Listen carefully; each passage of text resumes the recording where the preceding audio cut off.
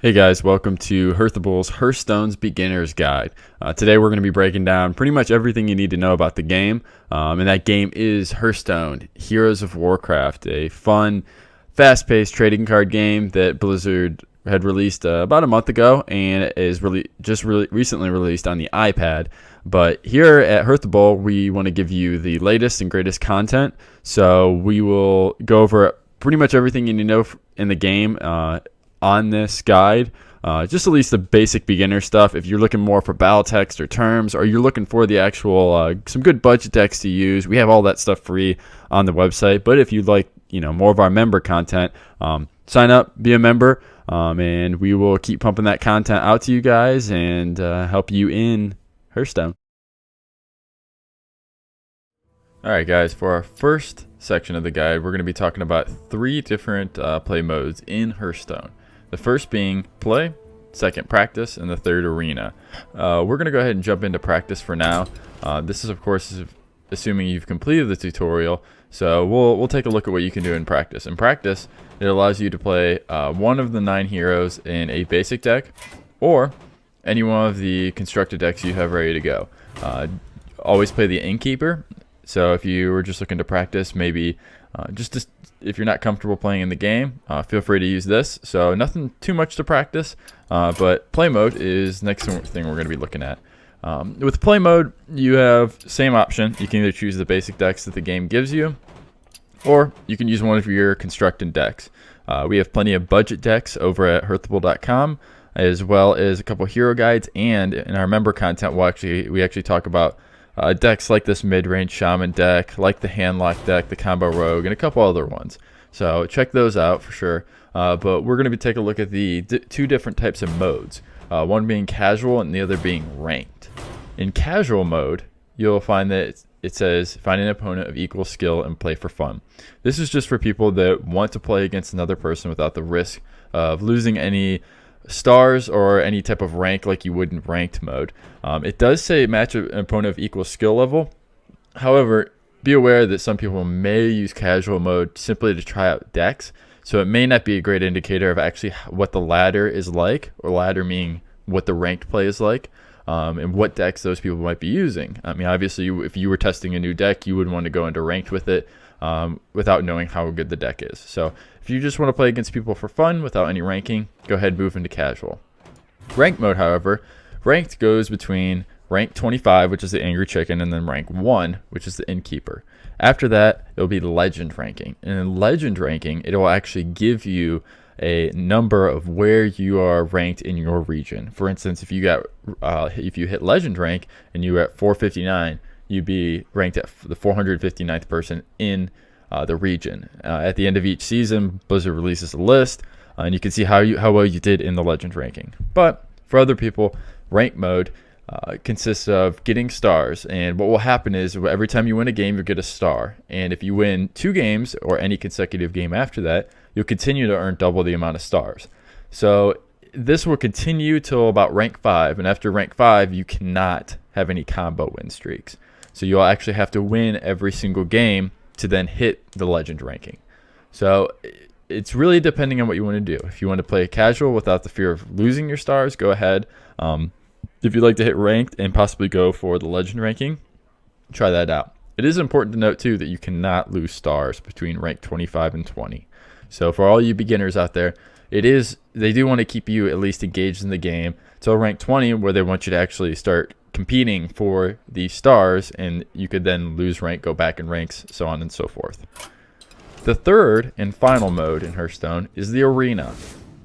The arena starts off by being 150 gold to enter, or $1.99 current for the US currency. What will happen is you'll pay this money, then you'll be offered 3 different heroes. After you select the hero, I will fight with honor. You'll be offered 3 different cards to choose from. You'll choose one of them, and then this will happen 30 times to create your 30 deck. You can see here, this is your mana curve. You're able to see a button here that will let you retire from the game early if you don't want to complete that arena run, and then you'll be able to play from this button. Important thing to note with arena is that you will either be kicked out of the arena after you've won 12 times or you've lost 3 times. And what will happen is at the end of your arena run, you'll be granted rewards for it. You'll always get one card back.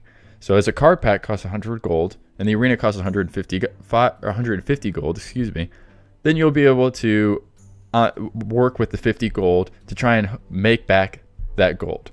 What will happen is as you progress each win, your rewards will get greater and greater. You will always win. It could be either a combination of gold or arcane dust, the one card pack like we talked about, and even sometimes in the higher wins, cards. The only rank as of now is rank 12 or 12 wins. You have a chance to get another card pack on top of that. While it does get harder each win you do go up, the rewards get greater. So it only makes sense. For the next part of the guide, I'll be talking about the 9 different heroes in Hearthstone. From the start, you only are offered the mage, Jaina Proudmoore. Jaina's hero power is Fire Blast. 2 mana, and she's able to deal 1 damage to anything. This can be great for removing battle techs like Divine Shield or finishing off those minions with 1 health. We have a hero guide for her as well as a budget deck over at hearthable.com, so be sure to check that out. The next hero is the priest Anduin. Anduin is the only hero that actually has a heal for a hero power. For 2 mana, he can restore 2 health to any minion or character on the battlefield. It is important to note that he cannot heal a minion or character above the set threshold of their health. For instance, if he takes 1 damage, he can only heal himself for +1, not the full +2. He focuses on a lot of healing spells as well as different shadow magic spells. The next hero, Gul'dan. Gul'dan has an interesting hero power. For 2 mana, you can draw a card but he also takes 2 damage in return. This could be a good and a bad thing. Gul'dan's able to get by without actually having a card draw in his deck because he can use his hero power to draw. On the disadvantage of that, he takes 2 damage, so he will have to, if you ever play Gul'dan, you'll have to watch his health. The next hero is the Druid.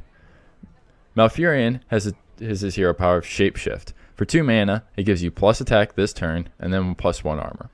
The attack will go away at the end of the turn, but the armor will stay. This goes very well with the Druid's versatility as a hero, as it complements a lot of his minions that he has in his deck, as well as some of his spells. The Hunter, Rexxar, has a steady shot for his hero power. It deals 2 damage to the enemy hero, and it will constantly do so throughout the entire game as long as you use it. This can be a great thing, but it does not alter the state of the board very well, for instance as Mage Jaina Proudmoore, where she can deal 1 damage to anything. Most Hunter decks can be very aggressive, but they keep a good clock on the game because they're able to slowly dwindle away at the opponent's health. Paladin, Uther Lightbringer, has the Reinforce as his hero power. It summons a 1/1 Silverhand Recruit that acts just like a minion. This minion can be buffed, can be traded with, and you could do everything you normally could with a minion. This is good for the Paladin because he has a lot of buffing spells that complement this hero power. The next hero, Valeria, has Dagger Mastery as her hero power.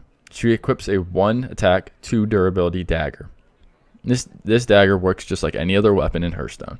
She's able to do 1 damage to any minion or character on the field besides her own, and she's able to buff it with things like her Deadly Poison spell card. This can be great for clearing the board or just keeping pressure on her opponent, and she doesn't have to refresh it the next turn. If she decides to refresh it the next turn, the 1/1 dagger will be replaced with the 1/2 dagger.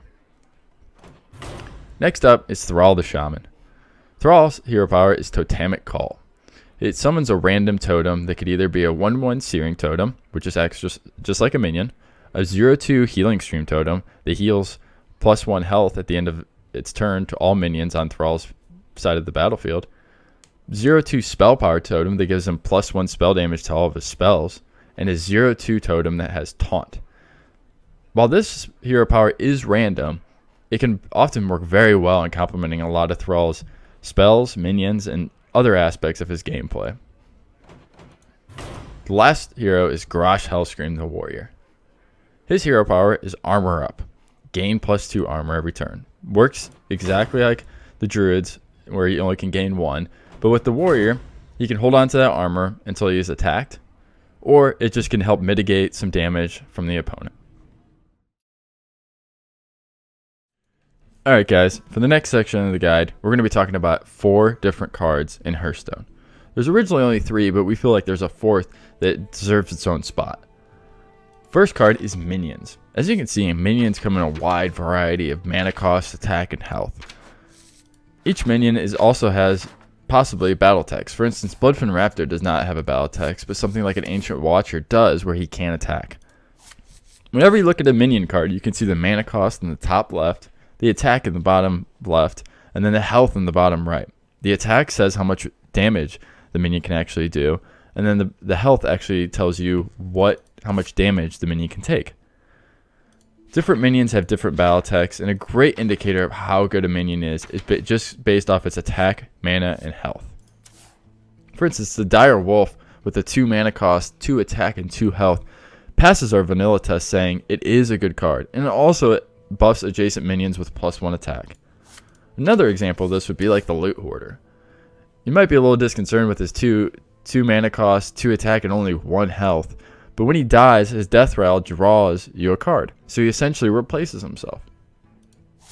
Different minions do different things, and when building your decks or looking at our guides, understand these minions are there for a reason, and you want them to do what they're intended to do. The second card we're going to be talking about is the spell cards. There's 4 different kinds of spell cards in Hearthstone. The first being direct damage. Direct damage spell cards, like Fireball for instance, deal 6 damage to anything you would like it to. This includes minions or the actual hero. Use them wisely, as direct damage cards can easily clear a minion from the board or finish off your opponent. The next kind of spell card is an AoE card.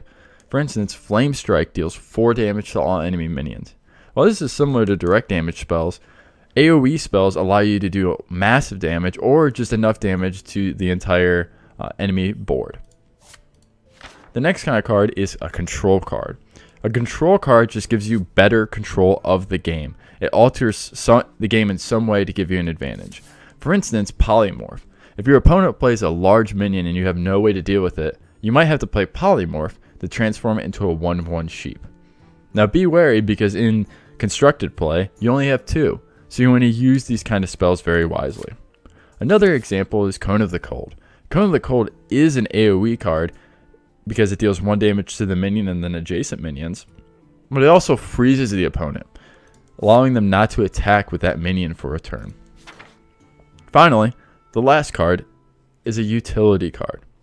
Arcane Intellect is a great example of this because it allows you to draw 2 cards for 3 mana. This can be very helpful in giving you more card draw later in the game or even earlier in the game when you really need it. Another example of this would be something like Ice Barrier. As soon as your hero is attacked, you gain 8 armor. This can be great for keeping you in the game longer, and it has a wide variety of uses. The third kind of card we want to talk about is weapons.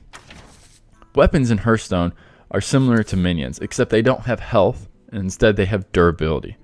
Durability is what it tells you the amount of times you're able to use that weapon. Currently the only heroes that actually use weapons are Hunter, Paladin, Rogue, Shaman, Warrior, and then the Warlock with Lord Jaraxxus. Weapons are great. They do use resource though as your hero power to fund it though, so be wary of when using weapons. Also, look out for cards like the Acidic Swamp Ooze that can destroy your weapon, and then Harrison Jones that will also destroy your weapon but give your opponent card draw. The last card is Secrets. Secrets are essentially the trap card of Hearthstone. They can only be activated on your opponent's turn, and they'll alter some state of the game during your opponent's turn. For instance, the Freezing Trap card. When an enemy mini attacks your hero, it returns it to its owner's hand and it costs 2 more. This can be great for keeping threats off you anytime during the game. As you can see, there's a wide variety of different secrets, such as the Mage's secrets that protect her when she most needs it, for instance, Ice Barrier. Another is Ice Block, which can protect her from fatal damage that could essentially lose her the game and give her the turn to then win the game. Alright guys, for the last section of this guide, we'll be talking about the mana curve and the different deck types in Hearthstone. For the first one, we're going to use our mid-range Shaman deck as an example. A mana curve is what tells you how much of each costing card you have in the deck. For instance, this mid-range Shaman deck has a high amount of 3 value cards, ranking at 11 cards in the deck. Just by looking at this deck, you can tell that the Shaman has a lot of answers early on in the game. This is really good to know, just so you know what cards you can look for. For instance, in our opening hand, we might not want to keep around our 6 mana cost cards because we only have 4 of them, and our chances of drawing a 1, 2, or 3 mana cost card are even higher. This can also be a great indicator on what the deck type is. For this mid-range Shaman deck, we have a lot of 2 and 3 drops, so we're able to gain a little bit of momentum around that time, and I have a lot of answers for those kind of cards. Shaman decks aren't the best to look at as far as mana curve wise, but we'll go to something different, like the Control Warrior. Control Warrior has a high amount of 1, 2, and 3 drops, but it also has a fair amount of 4, 5, 6, and 7 drops. This is because the Warrior, or at least a Control Warrior deck, looks to gain control of the game throughout the beginning with its 2 and 3 drops, and then keep it going into the later game where he can lay his big minions to do damage. Another deck that utilizes something like this is the Ramp Druid deck. A Ramp Druid deck, as you can see, has a very high amount of 4, 5, 6, and 7 cards. This is because he wants to gain momentum with his Wild Growth spell that gives him an extra mana crystal. Just looking off of the mana curve, you can see that this could possibly be a control deck type, or at least a late game deck type based on the mana curve. Mana curves often reflect the deck type, but not always. The different kinds of decks in Hearthstone are an aggro, for instance, with our aggro hunter deck, where it has a high amount of 1, 2, and 3 drops because it looks to gain advantage on its opponent very early on in the game. Most decks can't handle this, and they're quickly overrun, and the game is over. On the flip side of this, a control deck, similar to our Control Warrior deck, has very good late game, along with very good removal through the beginning and middle of the game. Another kind of deck type is a mid-range, for instance, like our Shaman deck type. Mid-range Shamans look to build momentum towards the middle of the game into the late game. This is often very hard for decks to counter because they're forced to use a lot of resources that then the Shaman could easily answer and win the game. Finally, another type of deck is a combo rogue or a tempo rogue. Rogues are great at this because they have a lot of early game removal such as backstab, and they're able to keep momentum and keep board control going into the mid game and then finally into the late game. They oftentimes don't last long in the late game, but with enough board control and if the rogue is playing in the right way, it should secure the win. That's it for the beginner's guide. Head on over to hearthable.com/library and you can take a look at all of our budget deck guides to go along with this to kind of introduce you to the hero and how to play it. Our hero guides talk about all of the cards that you will be using with the hero and what our recommendations for crafting and our priority system off those are. And then you can also take a look at our general guides that talk about the goal, the battle text. A lot of the stuff we talked about in this guide can be found in those guides, just in more in-depth. And then as well as our members content that really breaks down all of the cards you're going to be using in the deck, substitutes you're going to have with those cards, and then also how you're going to be playing against each hero and what to look out for. So go ahead and head on over to hearthable.com and check it out. Take it easy.